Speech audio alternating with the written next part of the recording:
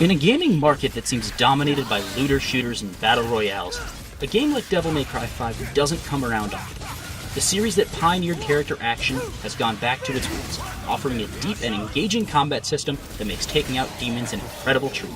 The series' classic protagonist, Dante, the legendary devil hunter, is back and better than ever, and he's brought old and new friends along for the ride.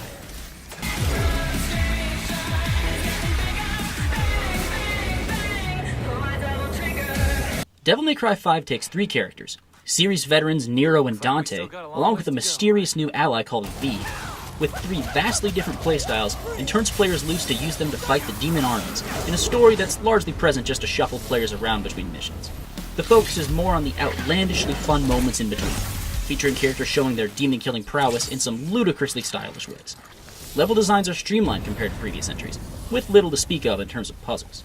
As a result of this, the world is basically made of hallways to follow to get to different combat arenas, with only a few hidden items to find off the beaten path. The aesthetics of levels get a bit repetitive in the second half of the game, but the overall flow is designed to focus on combat above all else, which is exceedingly fun no matter which character you're controlling. All three characters play very distinctly from one another. Nero, the first character to take control of, is the most straightforward. He only has one sword and gun to attack with, making him easy to pick up quickly. His variety comes from Devil Breakers, mechanical arms he can equip with a variety of effects. From sending out electric blasts to riding a rocket-propelled fist, there's a tool to deal with every situation. However, Nero can only use one at a time, and the fact that the breakers are an expendable resource makes using their best moves a risky proposition. This dampens the fun of experimenting with his full capabilities. Newcomer V is a completely new take on a DMC character. Physically weak, he has to rely on three demon familiars that do his fighting for him. This is jarring early on. What sort of action game encourages you to stay away from your enemies? But unlocking techniques for his partners that allow him to guide the flow of combat more effectively helps him settle into a solid spot on the roster. If V is new territory for the series, then the classic protagonist Dante is designed to be as familiar as ever. With the help of his four styles, which can be swapped on the fly, he can engage enemies up close or from afar, avoid attacks, or block them with perfect timing as the situation requires. Over the course of his adventure, Dante unlocks a total of 4 melee and 4 ranged weapons that can also be shuffled between at will. Putting all this together, the veteran has an insane amount of moves to work with. It's daunting, but accessing the full depth of his abilities isn't necessary for a first player. In that regard, DMC5 is noticeably more forgiving than its precursors. The American release of Devil May Cry 3 is still one of the most difficult experiences in gaming to this day.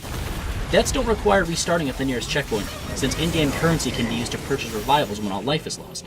Thanks to this, button mashing can take you through the campaign on normal Devil Hunter difficulty, but on higher difficulties after that, the series' roots become more visible.